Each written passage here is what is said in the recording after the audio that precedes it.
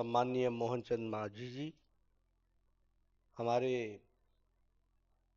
स्वास्थ्य मंत्री उड़ीसा प्रदेश के, और हमारे मित्र मुकेश महालिंग जी, संसद में मेरे साथी और जिनके साथ मुझे लंबे समय से काम करने का मौका मिला है, ऐसे हमारे सांसद Shri Sambit Patra ji, secretary health and family welfare government of India Shrimati Punya Salila Srivastava ji, additional secretary Shrimati Aradhana Patnaik ji, Saurabh Jain ji, हमारे joint secretary ministry of health and family welfare, miss Awasthi ji, the commissioner cum secretary department of health government of Orissa, हमारे mission directors, officers from the ministry और हमारे health sector को represent करने वाले सभी officers, print media और electronic media के मेरे साथी और देवी और सज्जनों, मेरा ये सौभाग्य है कि मुझे आज इस 9th समिट में जो रेप्लिकेबल और गुड प्रैक्टिसेस के लिए यहाँ उड़ीसा पुरी में हो रही है, वहाँ आने का सौभाग्य मिला है। सबसे पहले तो लॉर्ड जगन्नाथ, भगवान जगन्नाथ की धरती पर आप सबका हार्दिक अभिनंदन है, आप सबका हार्दिक स्वागत है। मैं धन्यवादी हूँ मुख्यमंत्री जी का कि वो इस कार्यक्रम में उन्होंने अपने आप को शामिल किया है और उनका कीनोट एड्रेस हम सबको सुनने को मिला है। यह आपकी हेल्थ के प्रति कमिटमेंट को दर्शाता है और स्वास्थ्य एवं परिवार कल्याण विभाग की ओर से आपका भी हार्दिक अभिनंदन है, आपका हार्दिक स्वागत है। अभी हमारे पूर्व वक्ताओं ने, हमारी सेक्रेटरी हेल्थ ने, एडिशनल सेक्रेटरी हेल्थ ने नेशनल हेल्थ मिशन और गुड प्रैक्टिसेस के लिए किस तरीके से एक लंबी जर्नी, एक लंबी यात्रा हम लोगों ने कवर की है, उसके बारे में बताया है। और हमारे मुकेश जी ने और मोहनचंद मांझी जी ने उड़ीसा ने किस तरीके से उसको इम्प्लीमेंट किया, इसके बारे में हम सबको बताया है। हम सब लोगों ने हेल्थ के क्षेत्र में एक लंबी यात्रा की है। कई बार जब हम चर्चा करते हैं तो हम इस बात से बहुत प्रभावित हो जाते हैं कि हमको बहुत कुछ हासिल करना है, हमारे में ये इस चीज़ की कमी है, इस चीज़ की कमी है, इस चीज़ की कमी है, लेकिन हम भूल जाते हैं कि हमने कितनी लंबी यात्रा कर ली है। और इसलिए मैं हमेशा चाहता हूं कि हमारा अप्रोच बैलेंस्ड अप्रोच होना चाहिए। और जब मैं बैलेंस्ड अप्रोच बोलता हूं तो we should remember the journey which we have covered, and if we have covered a good amount of journey, there is always an optimism that we will be able to do it in the right time and the right spirit. और इसीलिए जब 2017 में new health policy आई, उसमें एक बहुत बड़ा policy decision, एक बहुत बड़ी पॉलिसी चेंज हुई। हम क्यूरेटिव हेल्थ केयर से, टर्शरी हेल्थ केयर से निकलकर प्रिवेंटिव, प्रोमोटिव, कॉम्प्रिहेंसिव, ये 3 बातों पर हम लोगों ने बहुत जोर दिया। और ये प्रिवेंटिव पार्ट बहुत महत्वपूर्ण था, प्रोमोटिव बहुत महत्वपूर्ण था, सभी विधाओं को एक साथ लाना, कॉम्प्रिहेंसिव बनाना, यह भी बहुत महत्वपूर्ण था।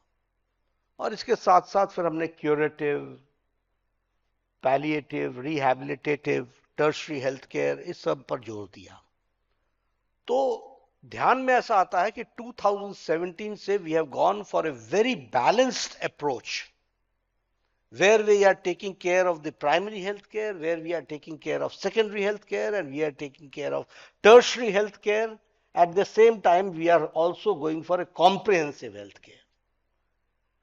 So, if the goals and the targets are correct, our journey becomes easier. और इसलिए एक होलिस्टिक अप्रोच को लेकर के हम सब लोग आगे बढ़े हैं, और उसमें भी quality health care and accessible health care, ये बहुत बड़ी चीज है जिसके बारे में हमको ध्यान देना चाहिए।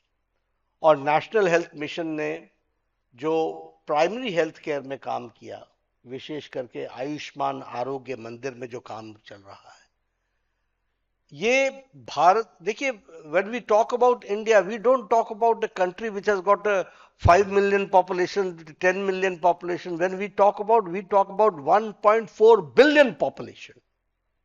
तो 1.4 बिलियन पॉपुलेशन का केयर करने के लिए जब तक हमारा बेस स्ट्रांग नहीं होगा, जब तक हम बेस को स्ट्रेंथन नहीं करेंगे, और जब तक हम बेस को क्वालिटी हेल्थ से नहीं जोड़ेंगे, तब तक हमारा पिरामिड टर्शरी हेल्थ केयर तक पहुंचते तक उसका लोड बहुत बढ़ जाएगा।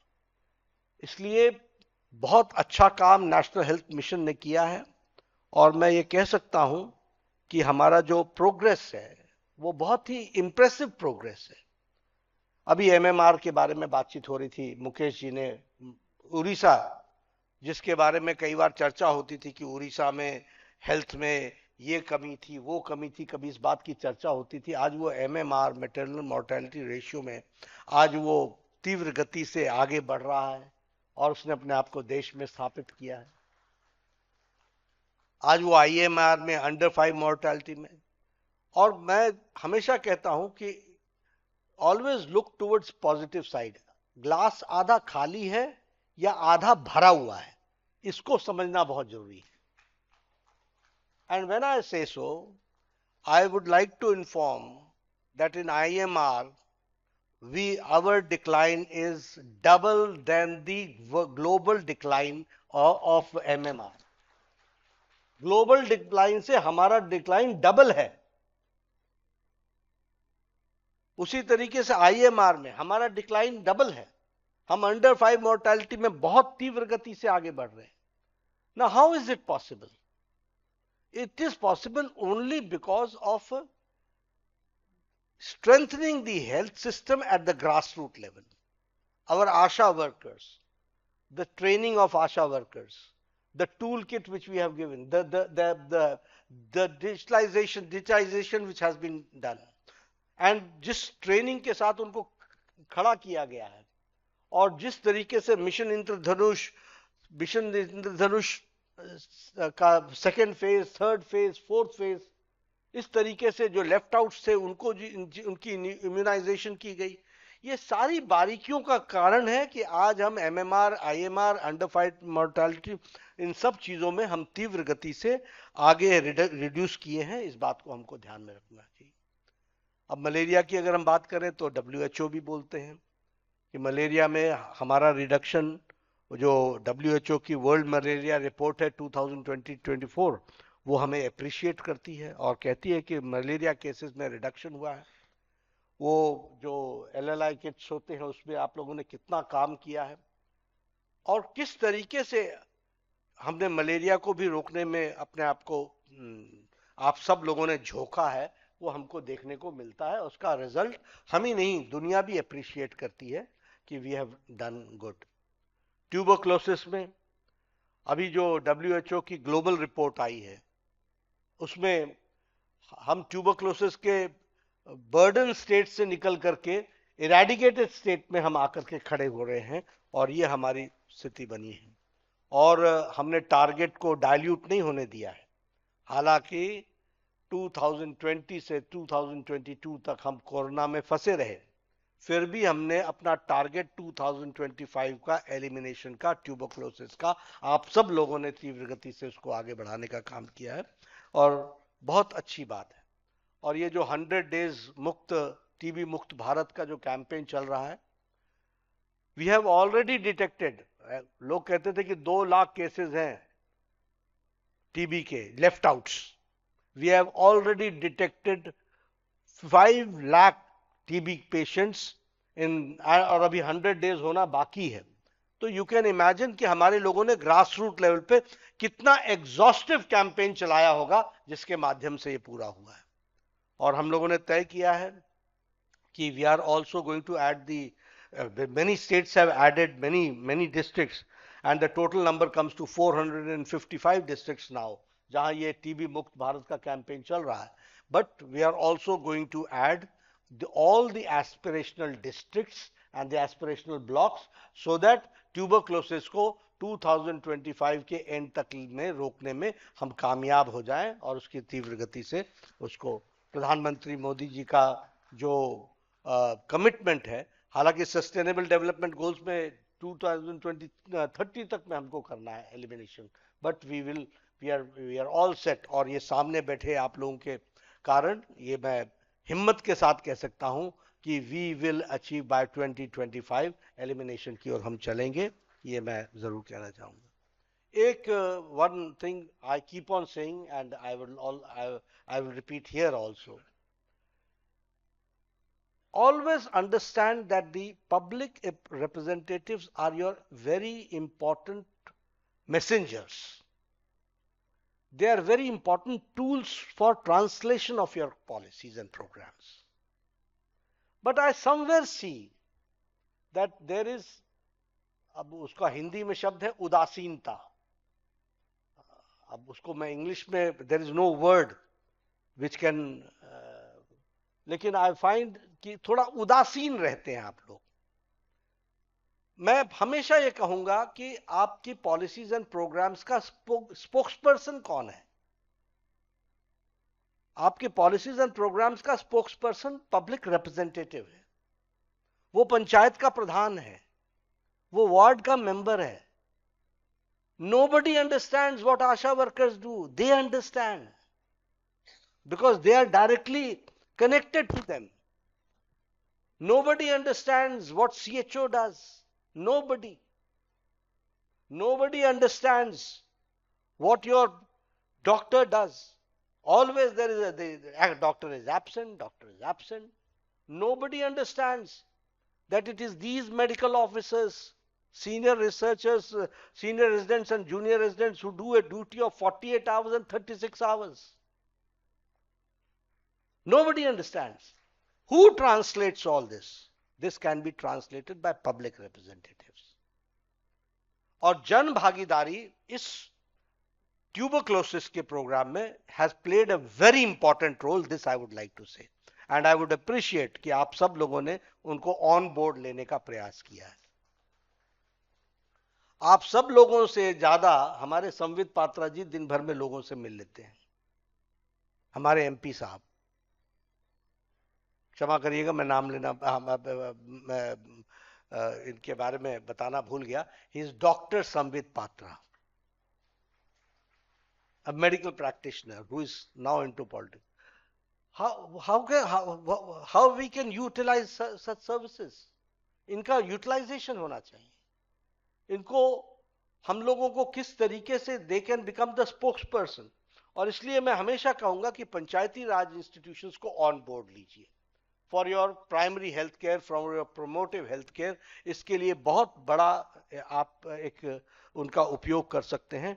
और ये जो हमारी 22 लाइन मिनिस्ट्रीज को जिसको आपने ट्यूबरक्लोसिस में जोड़ा है, उनको साथ लेने के लिए public representatives can be good representatives and messengers जो जन भागीदारी को आगे बढ़ा सकते हैं.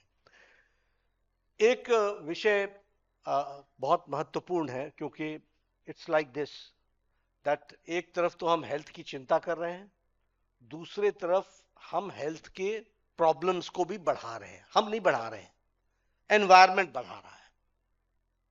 NCDs, non communicable disease, there is a tremendous increase. अब मैं I am health minister also and I am a fertilizer minister also, chemical and fertilizer minister also.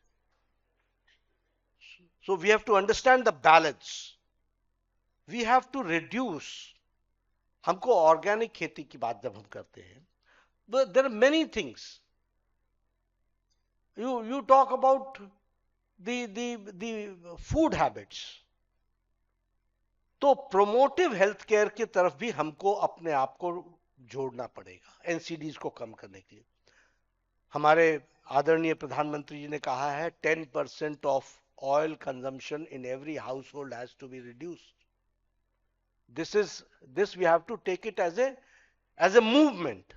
ये मूवमेंट के रूप में लेना पड़ेगा और होलिस्टिक अप्रोच में लेना पड़ेगा, लाइफस्टाइल में लेना पड़ेगा.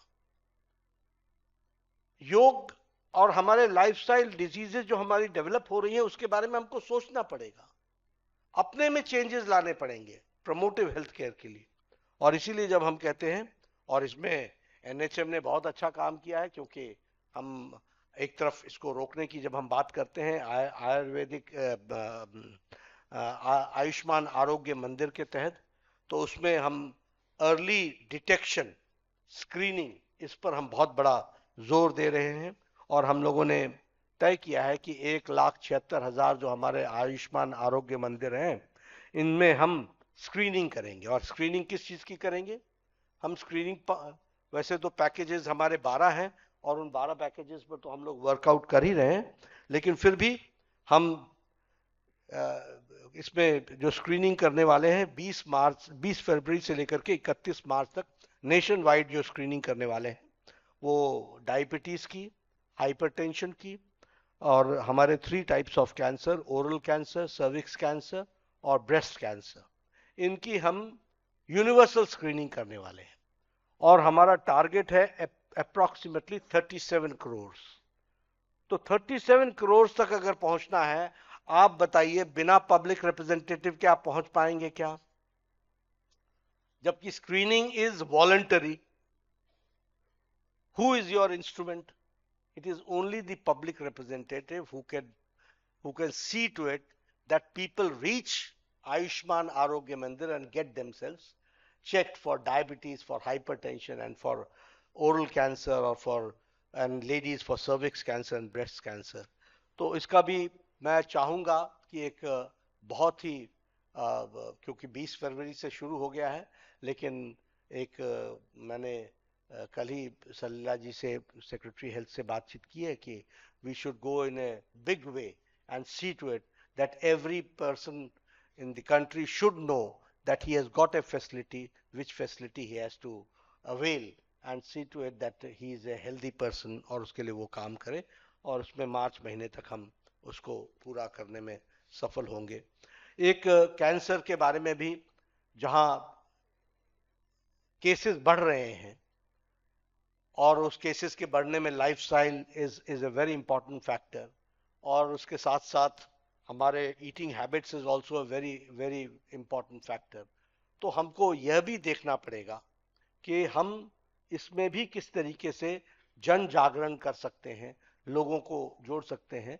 और आपको जान करके खुशी होगी कि अभी आयुष्मान भारत के कार्यक्रम, प्रधानमंत्री जन आरोग्य योजना के तहत जो आयुष्मान भारत का हेल्थ का कवरेज मिल रहा है, 90% according to Lancet, 90% of people being detected by cancer within 30 days they are detected, और उनका इलाज शुरू हो जा रहा है. ये आज भारत में संभव हो पाया है, इसको भी हमको ध्यान में रखना चाहिए. इसलिए there are many good stories also, very optimistic stories, जो हमारे को बताती हैं. लेकिन हमारा काम है कि हम जल्द से जल्द ऐसे लोगों को डिटेक्ट करके उनको हम स्टेट कैंसर इंस्टीट्यूट में या टर्शरी कैंसर केयर सेंटर में हम भेज सकें, इसकी हमको चिंता करनी चाहिए.